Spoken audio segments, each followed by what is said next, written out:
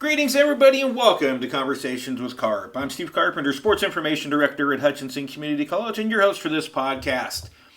We are talking to members of the Blue Dragon Nation and keeping up with everything that's going on as we sit here and wait for the seasons to come back where we can actually play sports. And I have a very special guest today, a very unique perspective on Blue Dragon athletics, because he gets to do a little bit of everything. He gets to do play-by-play, a little bit of radio, discuss it on the on his own radio show, and I am referring to the one and the only Daren Dunn. Daren, thanks for taking some time. Hey, thanks for having me. I like what you're doing with this podcast, and I've listened to a few, and I've seen the long list of great people you've had on the show, kind of a who's who of Blue Dragon athletics, so I'm honored that you asked me to be on the show. Thank you. Much appreciated. Let's just kind of go through all the things you do. First of all, before we get into that, you're a Reno County native from Pretty Prairie. You went to school at Hutchinson Community College and then went on to the University of Kansas, and you came back to Eagle Radio in Hutch. So, obviously, Hutchinson Community College has been a big part of your life.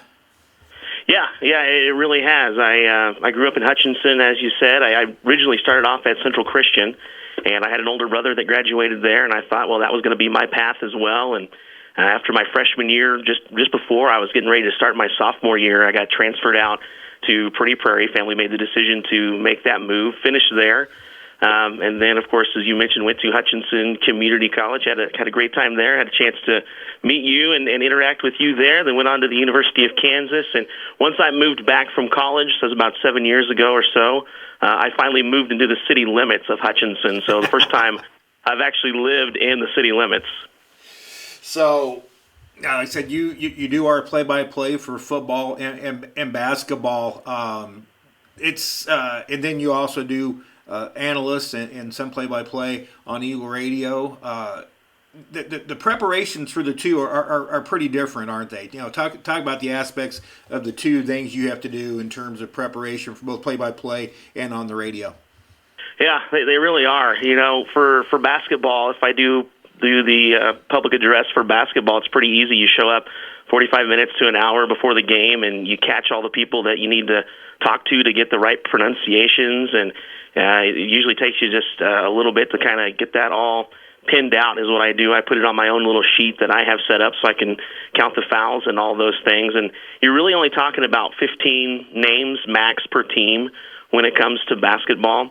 When you're talking football, I usually have to do that the night before to get ready for a game when I'm doing public address, because now you're talking about 80 names per team that you have to get ready and prepared, knowing that even when you get into the game on game day, you're probably only going to need 10 or 11 of them per team. But just in case, right, just in case there's that odd fumble on a kickoff return and you have that one name that you needed to know, you're better off knowing it just in case. So preparing for those, it doesn't take quite as long as it does preparing for radio and then play-by-play and being a color analyst, because for that, usually you're talking about 3 hours of your time ahead of time, at least, to get everything ready, because even though you're probably not going to use it, you need to have, again, that information just in case that particular situation comes up. So, if you have somebody who's had double-doubles a couple of games in a row, or is on a streak of some sort, you want to be able to bring that up if they hit that milestone in that game. And then that's what's so great about having you as a sports information director, because you compile a lot of those notes. So then in addition to doing that, my own prep work, usually bus rides to the games, or as we're setting up before games and we have some downtime, I always try to take time to go through the notes that you give us and highlight a few pages or statistics here and there to prep myself for certain situations that might come up. Yeah, there is a lot of work to it, as we both know. You and I have, we do a lot of games together with the women's games, but we share a lot of road trips together too. The trips to Iowa are always memorable, especially when Glenn Grunwald's driving and we somehow end up in a cornfield. But the Ellsworth trip a few years ago is probably the one that's most talked about, because you were basically soaked by the end of that game. Talk about that a little bit. The goalie washer was what a lot of people would say, the goalie washer out there. I actually went to the concession stands that game with all that rain coming down, and it was a grass field, so it was very muddy down there on the sidelines. And I actually asked them for a plastic bag. Like, do you have a Dylan's bag? Do you have a bread bag, something that I can put over my socks to try to stay a little bit dry? And so that's what I tried to do. It didn't really work, and I had a lot of things in my hands during that game. We talk about all the prep stuff that you try to get ready. That's easier to have in front of you when you're able to set it down on a table. I had to actually hold the microphone and all the equipment I had to be able to be on the air. Plus, I was hanging on to an umbrella, trying to go up and down the sidelines and stay with each play. But yeah, the Ellsworth trips have been really crazy. There was another year in there before the goalie washer where we slept for a little while in the parking lot when we got to the game because we were coming off of a night where we had to stay late for basketball at the sports arena.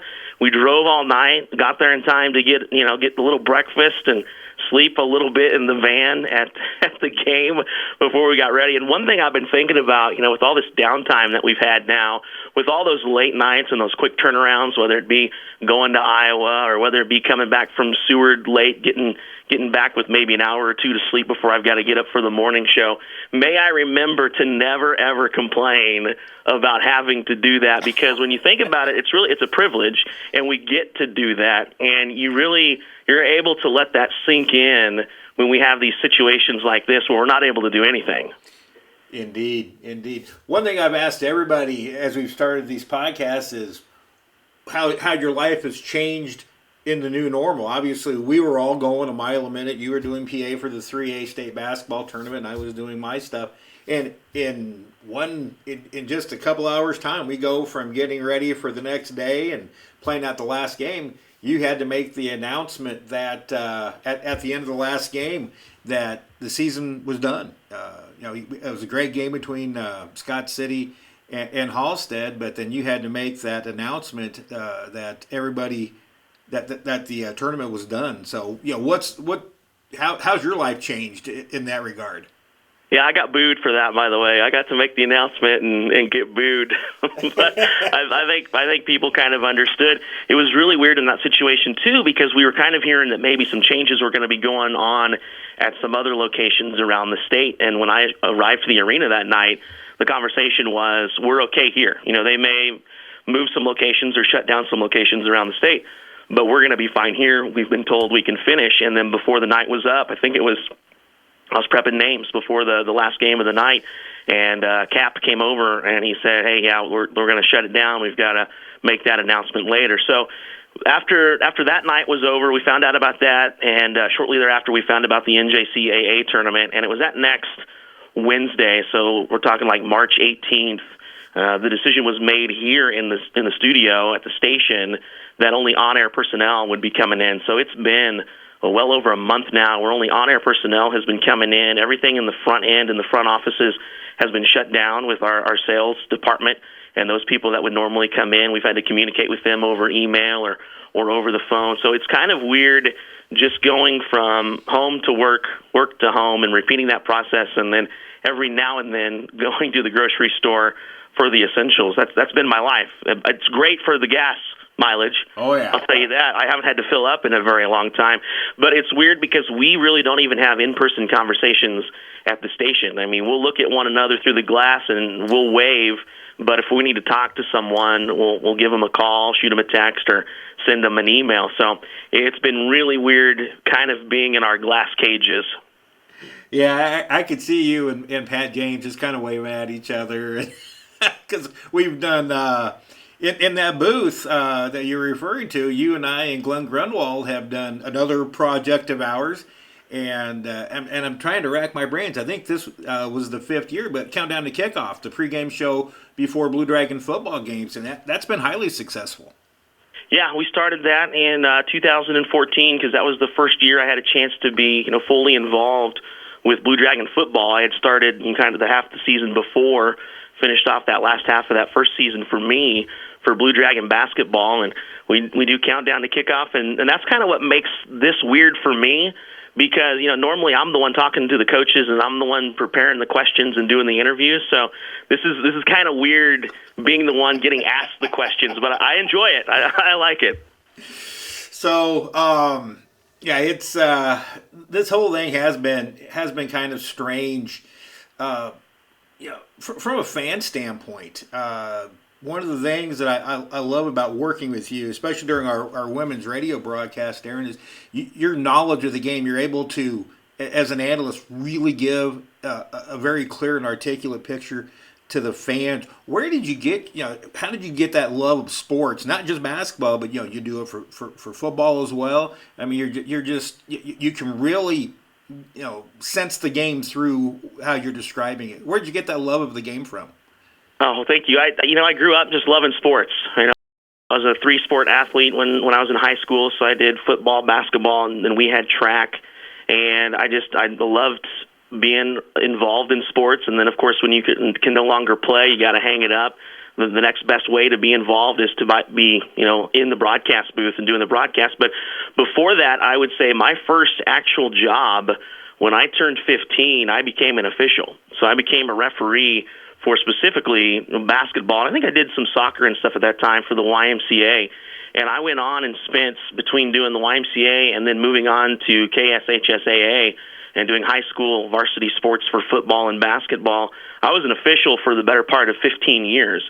So it allowed me to see the game a little bit differently.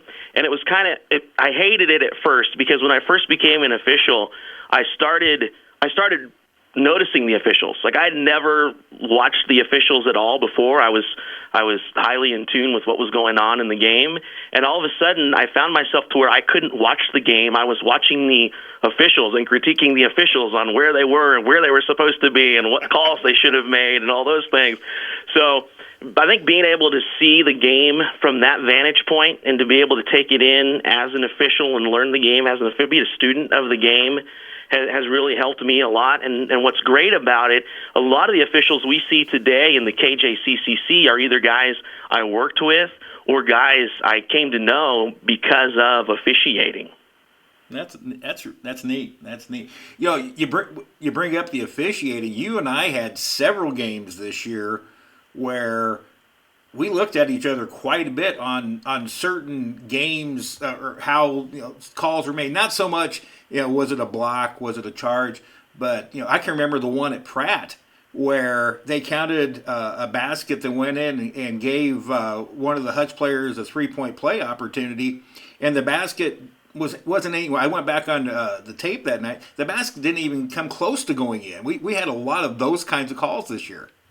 Yeah, you guys had that, or we had that, and then there was the one at Northwest Tech where the basket was taken away. They didn't even put it up on the board, and that could have made a difference. I can't remember a year in which we've had that happen on multiple occasions. I mean, typically you're okay with an official who has those 50-50 judgment calls, and it could have gone either way, and so you're okay with a lot of those calls.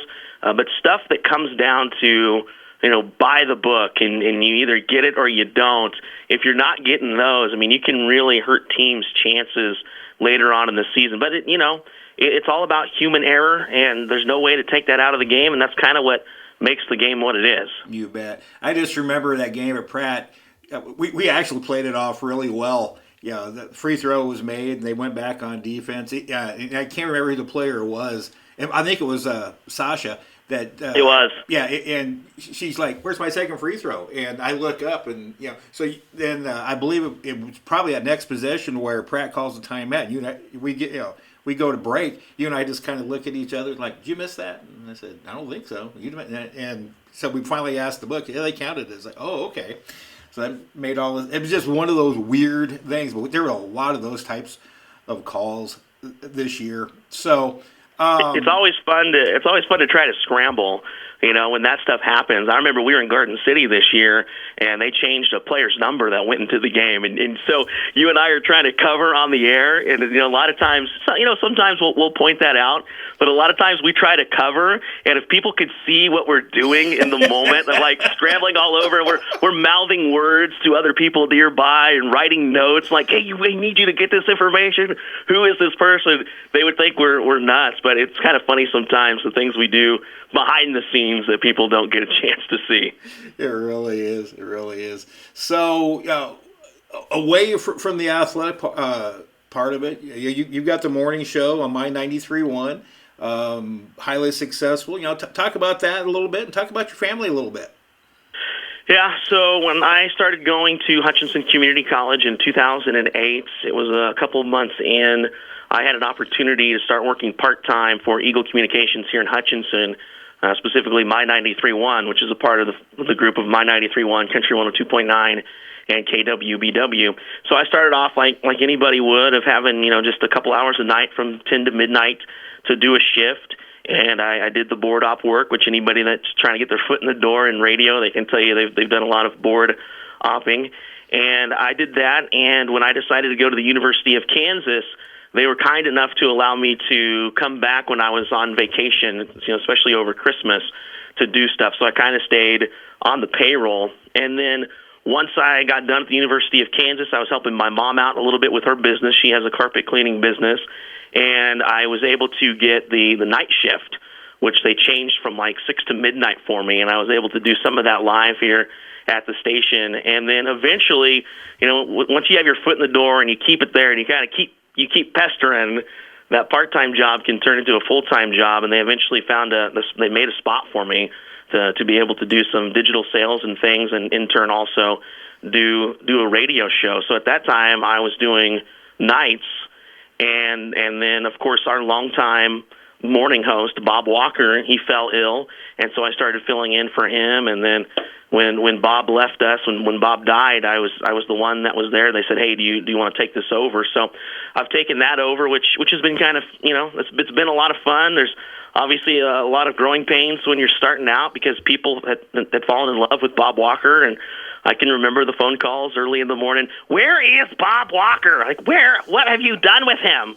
Like it was my fault that I had gotten rid of him or something. And like, who was I that I was on this show? So I can remember those moments, and people have a lot of fond memories about Bob. He did a lot of great things. In fact, our sales manager, who's now our general manager, was cleaning out his office. He found an old Christmas magazine that they used to do from like 2010, and just reading Bob's bio, you're able to remember a lot of the funny things that he used to say. So anyway, I was able to do that, and I started in on the mornings, and then after being on the mornings for a few years, our program director, the guy who'd been our program director for the entire stint of KHMY, My 93.1, decided to leave. And when he left, they allowed me to move up as the program director. So now I am the program director here. I also deal a lot with HutchPost.com. That's our news source. We have a couple of writers for that, and I do a lot of editing for the local stories like in the afternoon. So for me, I usually get up about 5 in the morning or so, get here in time to do my show from 6 a.m. to 10 a.m., I'm usually able to take a little bit of a break, an extended break, because I have to be here later in the afternoons because we have production and different things that go on in the afternoon in addition to my editing. And a lot of times our logs for the next day don't come in until 4:30, 5 o'clock. Oh, wow. So then once those come in, I'm able to put those into the log and get it all set up for the next day. And even when I go home, I mean, you can attest to doing this. You work a lot from home. If a story or something pops up, we have something breaking, I have to edit that story and make sure that gets up on the post and on our social media. So I guess that kind of answers that first question, kind of a long-winded answer to your first question. As far as my family and my mom, she's doing really well. She still lives out in Plevna, is where she landed when my younger brother had a chance, when we went to Pretty Prairie together, but he had a chance to actually come back and finish at Central Christian. And we ended up living over in Plevna at that time, and that's where she continues to live. And my younger brother actually has a new baby boy. So I'm an uncle for the first time. My mom is a grandmother for the first time, so she's loving that. Vincent Jasper is his name, and he's actually come to the Blue Dragon games. He's come to a couple of them. He actually has a onesie that says my uncle is the PA voice of the Dragons that he wears when he comes to the games. So he's a lot of fun. So I have my younger brother is a firefighter. I talk a little bit about him on my show in the mornings. And then I have an older brother that works here in town as well, and he's always kind of been around Hutchinson too. Oh, that's neat. Daren, very appreciative of everything you do for Blue Dragon Athletics. whether it be on the radio, whether it be down at the table or up in the press box. You're awesome at what you do, and we thank you for taking some time to talk to us today. Hey, thanks once again for letting me be on the show. It's an honor. It's Daren Dunn, a play-by-play voice and analyst on Eagle Radio and the PA voice of the Blue Dragons at both the Sports Arena and Gowan Stadium. That'll wrap up another episode of Conversations with Carp. We'll talk to you again soon. So long, everybody.